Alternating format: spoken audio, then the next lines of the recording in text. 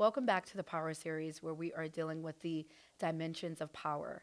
In our last series, we talked about the power of lived experiences, where we dealt with the ways that we can use the things that we have gone through to leverage that as a way of telling our story. Today, we're going to be talking about the power of relationships. And this is one of my favorite topics because everything that we do on earth really evolves around relationships. So, to start us off, I wanted to talk a little bit about how important relationships are. We are relational beings. That means that everything we do, it really does evolve around the people that we're connected to. In fact, the way in which we are created is as a result of relationship. It's a relational act. It's called intimacy, and that's how we came about, right? We're also thinking about the foundational years. So when we are growing up, those years between 0 and about 5 years old, those are typically our formational years. Those are the years where the most important relationship we have really dictates the rest of our life, and that's the relationship with our parents. And so when we think about relationships, we have to understand that relationships really do start in childhood.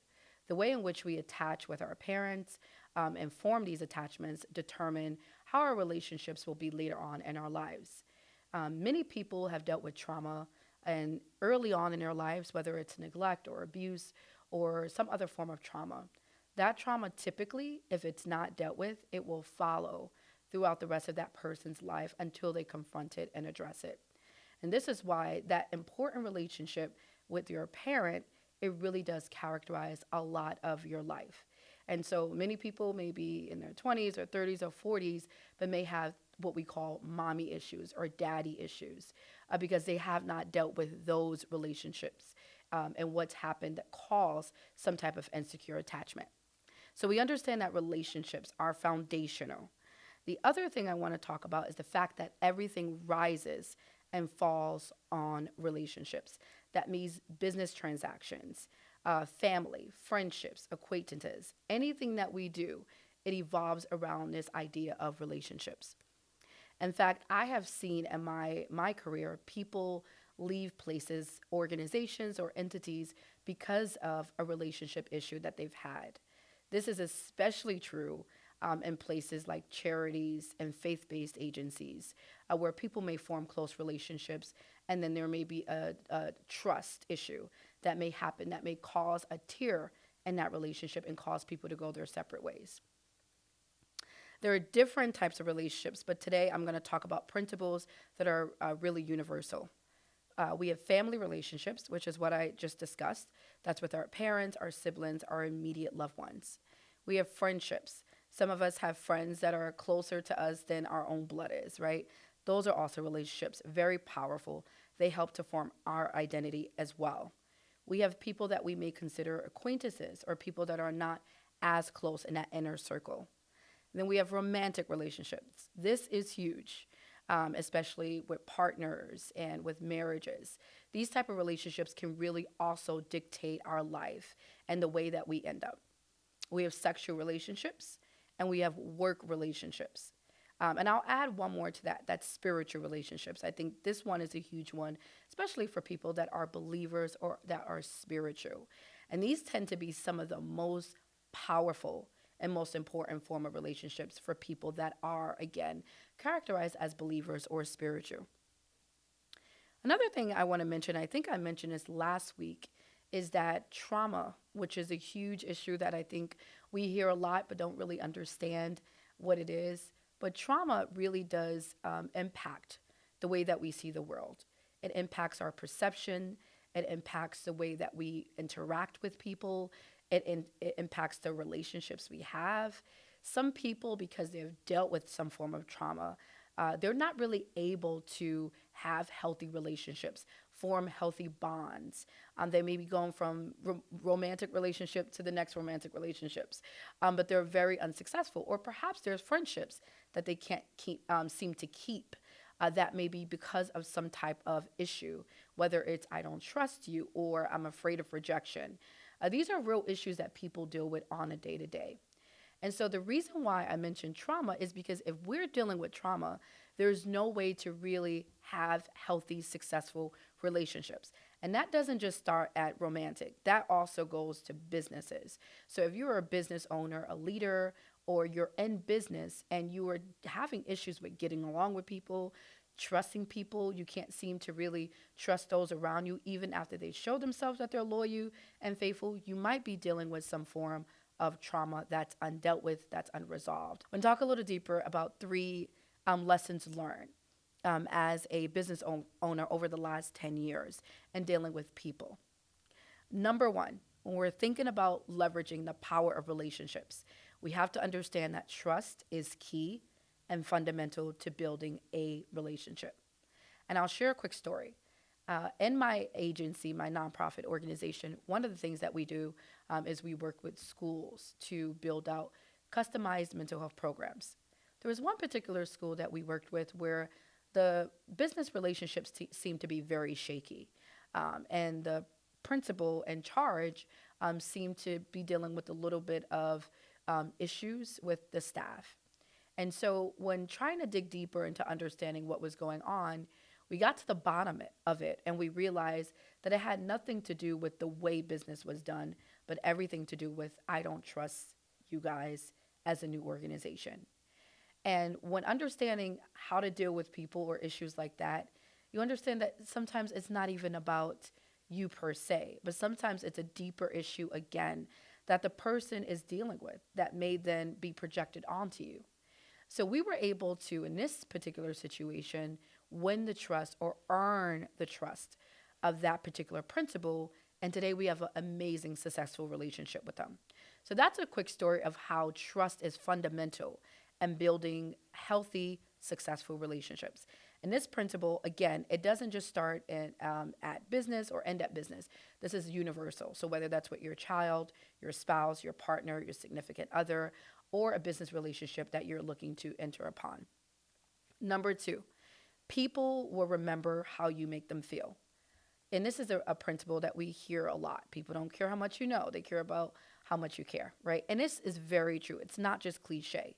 If you make people feel good, if you make people feel connected to you or to purpose, you are actually building a bond with that person. But sometimes we don't know how to do that, right? Again, going back to foundational years, when we haven't formed healthy, secure attachments with our family, parent, or caregivers, then it's really hard to do that in relationships. But one of the things I want you to think about is how do you make people feel? When people are in your presence and they walk away from you, what do they say about you? How are you connecting with people? Are you allowing yourself to be authentic and transparent? I love this generation now. Gen Z is incredible because they're the most transparent generation I've ever met. They'll tell you what they're feeling. They'll be connected with you, right? We have to think about ways to be transparent with other people. We have to think about ways to help build people up, celebrate people, value people. People need to feel valued, celebrated, seen. That's the way that you help people feel good when you're connected to them. That's another key to building a successful relationship. And lastly, and we don't have time to deal with the breadth of this subject, but emotions. When you're dealing with people or dealing with relationships, you cannot separate emotions from people or emotions from relationship. Now, in my profession, social work, many times I hear my fellow colleagues saying things like, you got to have professional boundaries. You can't be emotional. You can't bring your emotions in the therapy room. Well, I disagree. I think that as a human, it is impossible to separate emotions from humanity. In fact, what characterizes our humanity is our emotion or are our emotions. And so one of my favorite professors, he talks about from Harvard University, he talks about the fact that we are always emotional all the time. Rob Wilkinson. He says that there is no way to come into the workplace and separate your emotions because we are humans and we're emotional people. So whatever you do, every decision that you make, in fact, is based on an emotion. It's based on how you feel. And so if we're thinking about how to be successful in relationships, we have to be able to deal with emotions and not just our emotions, but others. I want to read the definition of emotion. The American Psychological Association defines emotion as conscious mental reactions such as anger or fear. that are subjectively experienced as strong feelings, usually directed towards a specific object and typically accompanied by physiological and behavioral changes in the body. So that's a long definition. That's just to say emotions are conscious. Most of the decisions that we make are based on unconscious emotions. So only a percentage of the things that we do are based on things we're conscious of. A lot of people are not even aware of what they're feeling, and that has to go in, that goes into emotional intelligence. And so emotions, it's a powerful concept. Again, we cannot separate it from people. But let me give you a few more tips as we're coming to a close. We have to learn how to manage our own emotions. There's this thing that I do that's called an emotional audit. And I do it all the time, especially when I'm getting overwhelmed or stressed or dealing with anxiety. I have to go through my own thought process and say, what are you feeling right now? Why are you feeling this way? What is it connected to? Sometimes we might be in the middle of the day and we may feel just anxiety come over us or fear. I don't know if any of you have ever dealt with that, just feeling unsafe or just feeling fear and you don't know where it's coming from. Well, it's coming from a place and it's a pretty powerful place. So one of the things that you can do that I will give you to borrow is something called an emotional audit. Begin to audit your emotions. If you're angry, as opposed to acting on that anger and yelling and screaming and let that be your go-to, begin to ask yourself, why am I feeling this way? Where is it coming from? And begin to go. What actually happens is you're engaging the logic center of your brain and you're reducing the center of your brain that deals with anxiety and that wants to sort of fight or flight. You're beginning to engage the logic part, which is where you can make better decisions.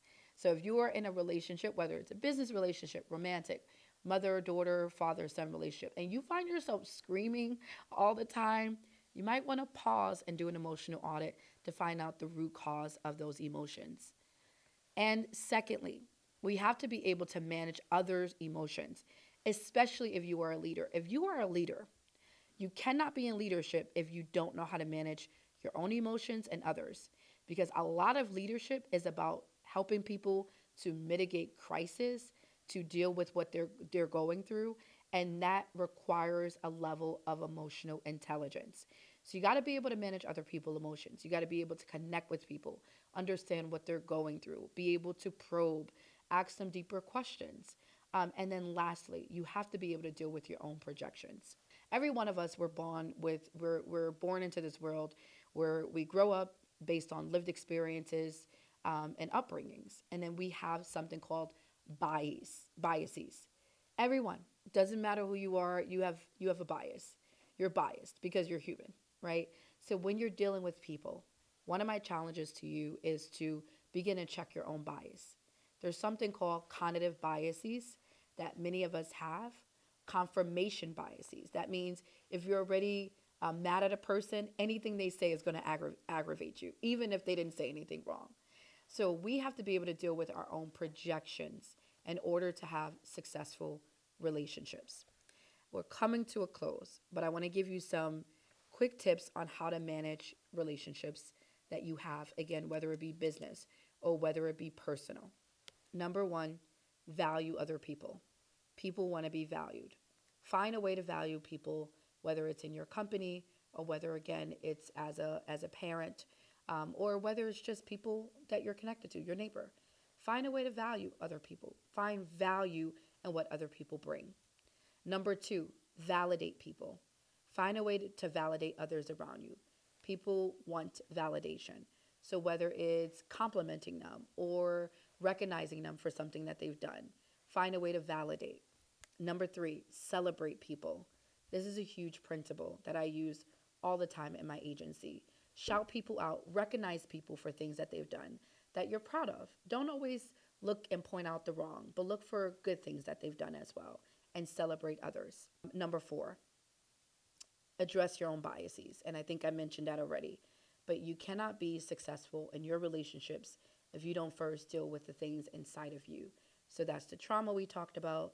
That is the other things that you might be dealing with, emotional turmoil, or just other things. You have to be able to deal with those things so that you can be successful in your relationships. And we are coming to a close. I want you to do me a favor and let me know your thoughts, whether this series have helped you, the power of relationships. Next week, we'll be back and we'll be talking about the next dimension of power.